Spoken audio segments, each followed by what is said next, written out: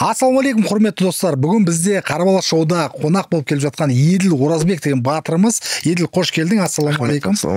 Қуаныштымыз сені көргеніме.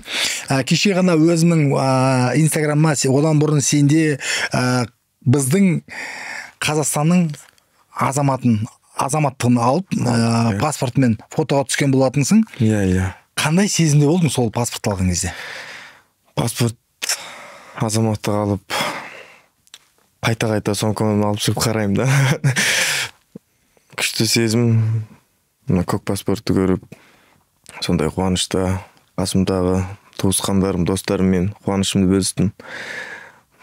Барып көрсетіп, міне азаматтық алдым деп. Ең бастысы көк тумен бойға шығуы, сол арманыма жақындағандай сезімде болып қатты қуанышта. Иә, Тапалджа сенің рекордың қараған кезде Қытайдың жалауы тұр екен, да? Енді осы сәттен бастап келесі жекпе-жекке Қазақстанның паспортымен шығасың, иә? Сонда мына жақтың азаматтығын алғаннан кейін мен сол рәсімді білмеймін да, қалай болатын. Ар жағында Қытайдағы сенің азаматтық нең біте ма сонда? Жаңа паспортыңды алып кете ма қытайлықтар? Иә, оны қидырып жатырмыз, енді оған бір 4 ай уақыт кетеді екен. Оған тапсырыс беру, өтініш беру ғой. Өтініш беріп қойдым, енді 3 ай 4 ай уақытта бітеді. Қиын болды ма азаматтықты алу? Иә, қиын болды. Бұлай документтер көп жинастырған. Бәріне заң бойынша құжат көп. Заң бойынша дәлелдеу керек көп нәрсені. Көрсетіп, документтерін толық тапсырыстан кейін барып ұзақ уақыт күттік. 3-4 ай уақытта шықты азаматтығым. Руың қандай? Найман. Қытайда жалпы наймандар көп, Наймандар көп, Сосын қандай рудан бар? Найман, Қаракерей, қайыр бар енді. Өзіміздің осы жақта қандай ру бар, о жақта. Адайлар бар ма? Бар, адайлар бар. Беріштер? Бар. Қоңыраттар? Бар. Бәрі бар, Бар.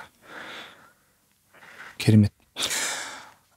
Жалпы сенің азаматтығыңды ауыстыру қандай себептер болды ең алғашқы? Ең алғашқы себептер, мен өзім бұрыннан сондай ойым бар. 2019-дан бастап болған, ол кезде сондай карантин болды. Карантиннің кезінде ойың болды, сондай 5 жыл бұрын, Ол кезде сенің жасың 19-да. Сондай. Таиландқа шығып тренировка жасағам. Сол кездерде Қазақстан спортшыларын көріп, Инстаграм ашып алғам да.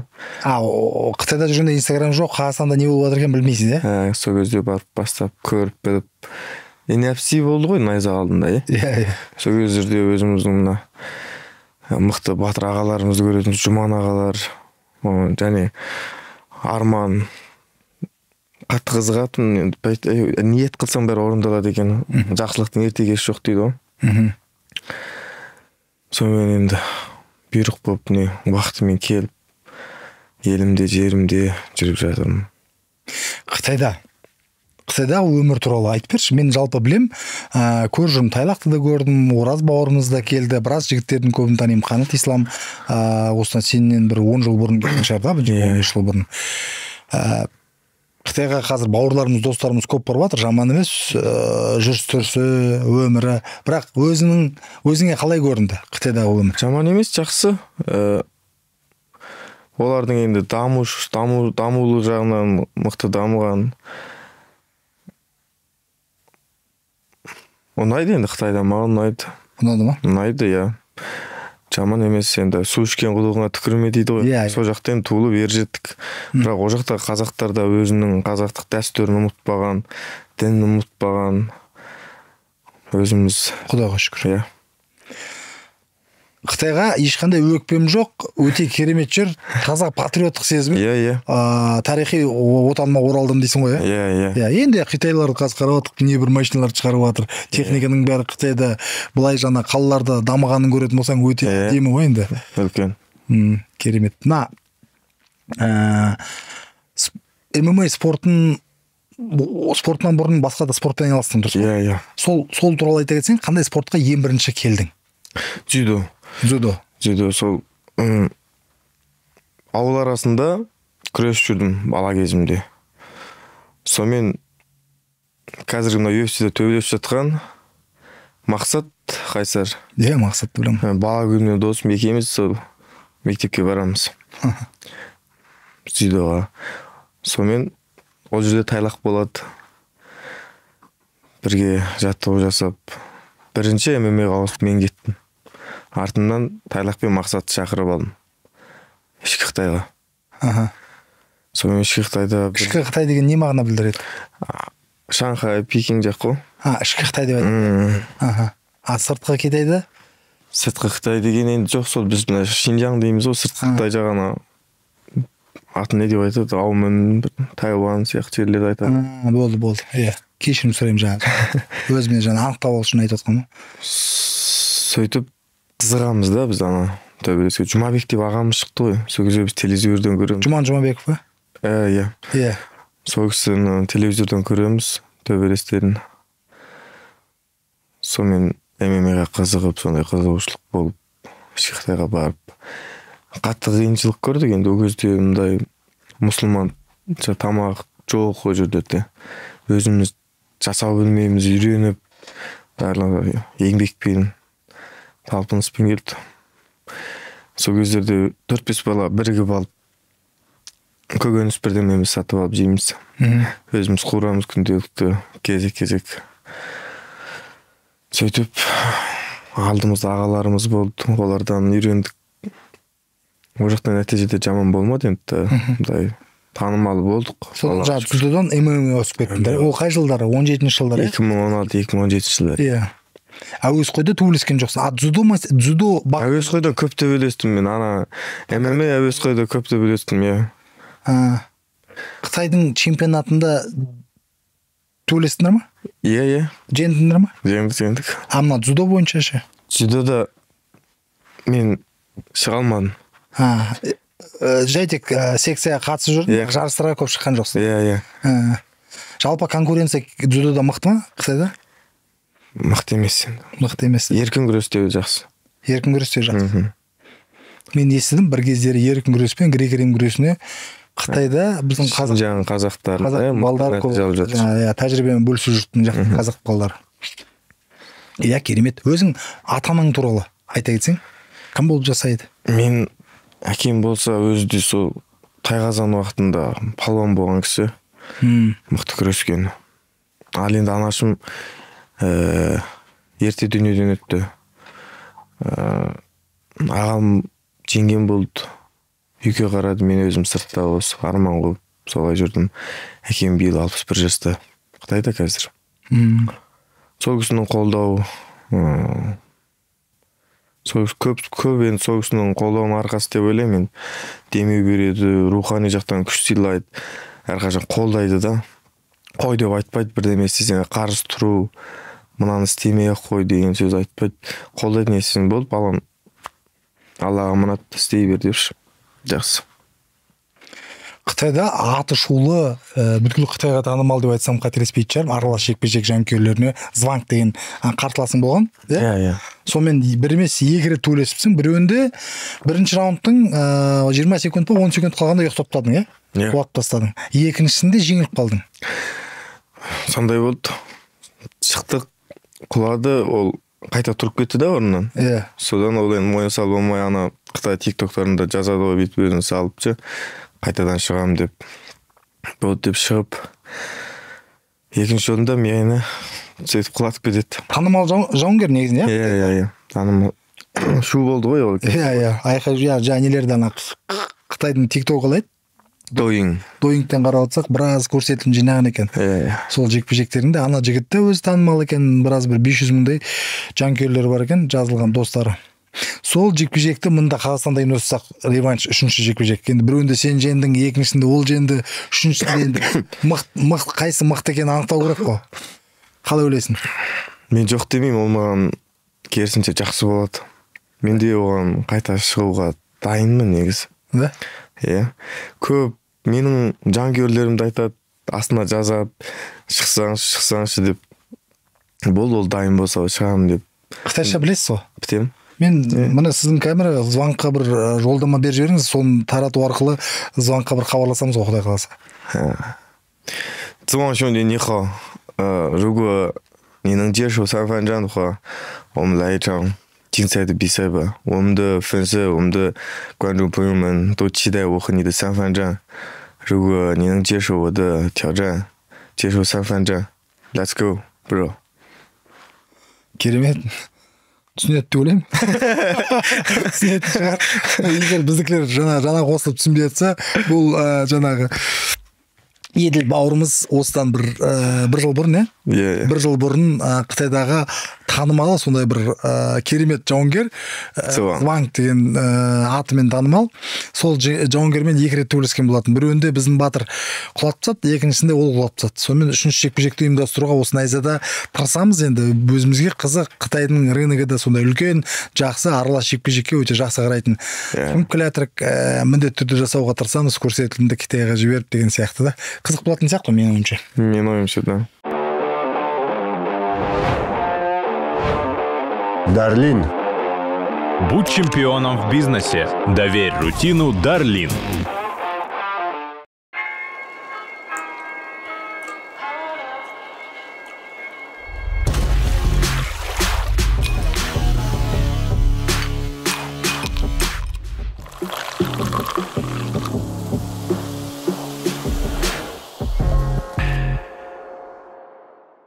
Ал енді мында Қазақстанда қай залда жаттығып жатсыңдар?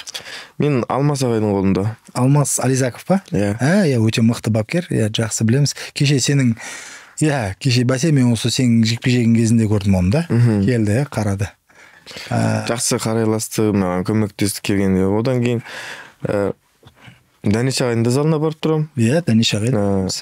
Дәулет ағайдың да залына барып тұрам. Барлығы енді Сақ па? Иә, Сақ. Сақты да білеміз. Түрмфайт. Енді Алмас ағайдың қолындамын ғой. Бірақ енді бара бер, тәжірибе толықта дейді, барам. Енді ол кісілер партнерларың кім? Алмаз Ализаковтың кіммен спаррингте жұмыс жасайсың? Ализаковтың залында. Сүндет Шұқатаев деген жігіттер бар. Шұқатаев, білемін, Шұқатаев төбелесті ол найзада. Біраз балалар бар енді. Қарсыластар бар ғой, өсетінде қарсыластар бар еді. Бар. Сенің соңғы жекпе-жегіңе оралатын болсақ, найзада өзбек баламен төбелестің. Иә. Мен жаңа сол жекпе-жекті кәдімгі қадап отырдым да, қарап, сол ақай мен боковой жібердім да, оны ақай тіке кетті ғой. Иә. Әсілі мен оңқай тұрам. Сол ақай анан алдап жүрген ғой. Иә. Бұлай болса жақсырақ. Құлады. Үстіне жүгіріп шықтың, арқасынан мойнына барып қылындыру әдісі, жоқ, гильотина жасадың, қылындыру әдісін жасадың. Одан ол, мен қол соққанын көрдім да, бірақ тұрғаннан кейін мен берілген жоқпын деп айтады. Ол не түсінбей қалдым, не айтты ол? Мен де түсінбей қалдым, соның кейін сұраған жоқсың ба? Сұраман. Кеше маған жазып қойып Инстаграм қайта шықсақ дейді. Let's go bro дедім. Нұрбек қайт. Мен жоқ демеймін болды дедім. Көрдім, ол қолмен соқты да, бірақ басына көсертіп бастады. Мен басыма тиіп кетті дедім, сондай бір төрешіде бірақ тез бере салды. Сол жерде бір емес 4 рет сальто айналдың. Гейджи сияқты. Гейджидің несі ғой да? Тәсілі ғой да? Әдісі ғой, әдемі. Ана жерге қойған кезде аяғында ортылған жоқсың ба? Жоқ. Бұрыннан солай секірем. Екінші ма, үшінші рет секірейін деп жатқанда артында адам жүгіріп келатыр, көрдің ба? Көрдім. Ұшып батқанда көрдің ғой деймін оны да? Көрдім, енді өте кетті. Мен де жатып ойланып кеттім. Керемет. Келесі, қарсыласың туралы не білесің, Кирилл Карпекин деген? Бұл алдында Қытайға барып тайлақ болғанымызбен шықты ғой.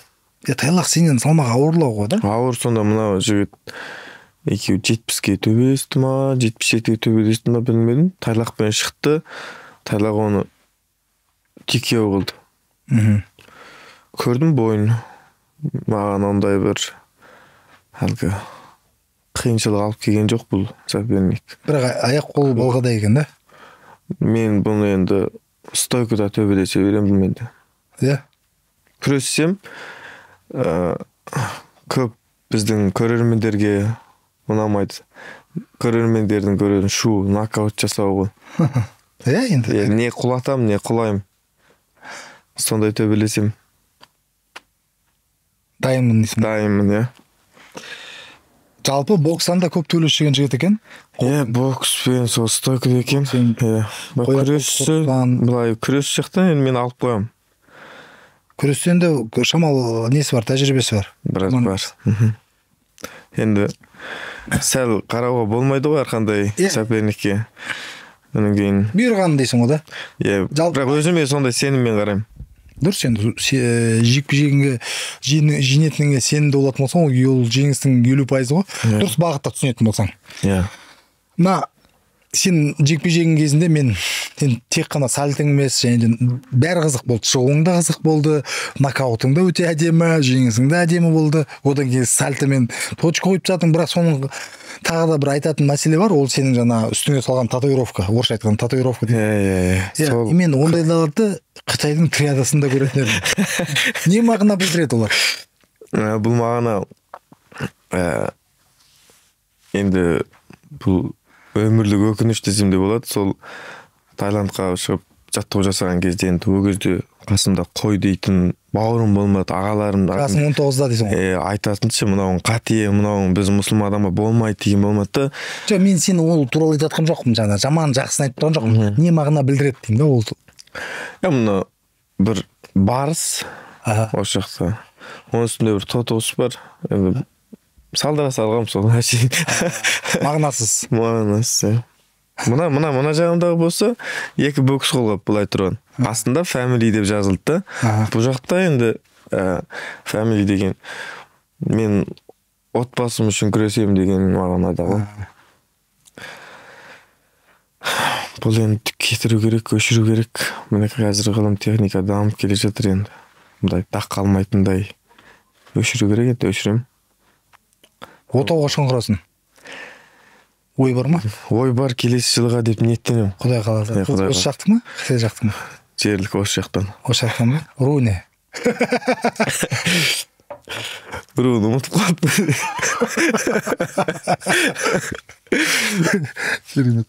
Еділдің арманы қандай деген сұрақ қойайық.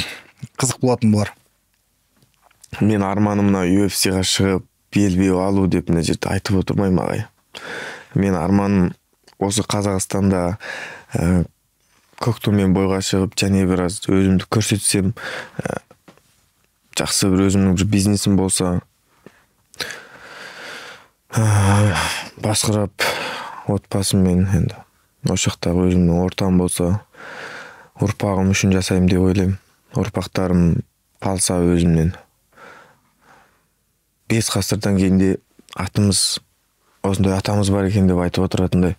Өйткені бәріміз о дүниелік қой. Ондай да қатты арманым жоқ. Жақсы өмір сүрсем, осы жақта өзімдік бір отбасым, өзімнің ортам. Көктеммен бойға шығып, танылып. Ондай ғана кішкене осы қазағым елім жерімде өлсем болды. Үй алдың ба мына жерден? Енді жалдамалы үй тұрып жатсың ба? Иә, квартира тұрып жатсың. Үй алған жоқсың әлі? Иә, Құдай қаласа енді. Алды. Қытайдағы үйім сатылады ғой, сатылмай шығарып қойғам, содан аламын сен, Алла қаласа. Қытайдан басқа, және Қазақстаннан басқа қай жерде болдың тағы да? Салыстырма түрде. Ішкі Қытайда көп болдым ағай мен. Жоқ, енді басқа. ақш-қа, шетелге, Еуропаға шыққан жоқсың? Жоқ. Қытайдағылар көп шыға бермейді, иә, байқаға? Иә, мына. Қытайдың өзі жетіп жатыр дейсің ғой? Иә, виза қиындау, оның кейін. Ішкі Қытай үлкен ғой, ішкі Қытай. Ана жер, мына жер, тіпті зәулім. Бүткіл әлем жүр. Иә. Спорт жағынан тек қана ММА емес, мына аралас жекпе-жек спорт түрі емес, жалпы спорт жағынан Қытай қалай дамып жатыр? Қытайда дзюдо бар ішінде. Дзюдо жоқ, дзюдодан ондай көп нәтиже алмады. Жоқ, нәтиже емес, жалпы даму жағы. Көшедегі балдардың бәрі бізде бір дворға кіріп келсең, джиу-джитсумен немесе ММАмен, бокспен, күреспен айналысып жатады ғой. Спорт жағынан енді жақсы дамыған. Спортпен қолдайды, көтереді бұларға, барлық жағдайларын жасап береді. Ол жақта мейлі аралас жекпе-жектегі болсын, барып мына сақ тартым сияқты енді залға балалар баратын болса, біз сияқты балалар баратын болса, оның үйін беріп, тұратын күнделік квартирасын беріп, үш уақыт тамағын көтереді, және айына айлық береді оларға. бойға шықса бойынан 20% ақшасын тартып қалар және оларға береді. Ол жақта аралас жекпе-жекте де сондай қолдап көтеріп жатқан одан бойға беретін бірақ олар үстінен табады, иә, жауынгердің үстінен. Иә, ақшалары да көп. Сондай жақсы дамып келе жатыр ғой енді. Қытайда қандай промоушендар бар? Аты шулы. Аты шулы қазір GCK бар. Одан WLF деген Улинфың деп қояды. Конглун файт па сол? Одан кейін Күнін файт па. Күнін жай дейді оны. Одан басқалар WKG M1 деген бой бар. Сондай және басқа бүйтіп бір-екі рет сондай лигалар шығып өшіп сөйтіп тұрды. Енді бар енді ол жақта бойға жақсы береді да ақшасын.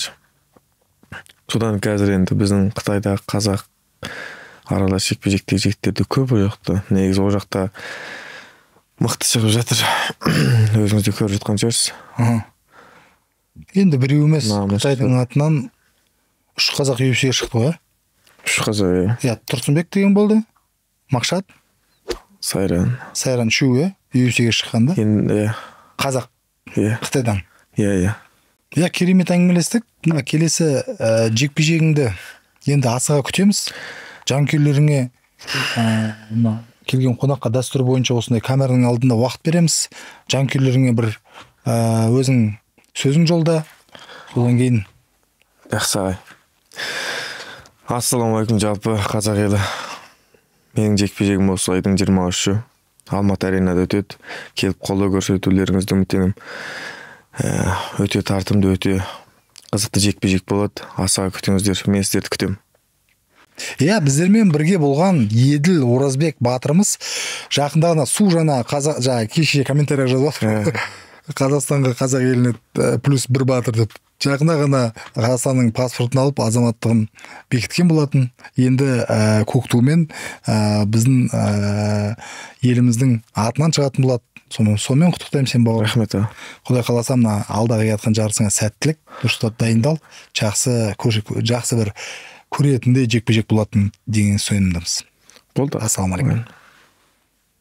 Достар, біздің ұжымымыз мына жерде енді түні ұйықтамай жұмысын жасап келатыр. Оның мен соны көре отырып, сіздерден бір нәрсе сұрағымыз келеді. Мына видеоларды көре тұра, сіздер көптеген көрсетілім бересіңдер, бірақ кейбірлерің жазылмай қаласыңдар және пікірлерің жазбай қаласыңдар. Сіздерден сұрайтынымыз, жазылыңыздар, мына қоңыраушаны басып қойыңыздар және де пікірлеріңізді жазып отырыңыздар. Біздер үшін ол өте керек нәрсе. Сондықтан күтеміз.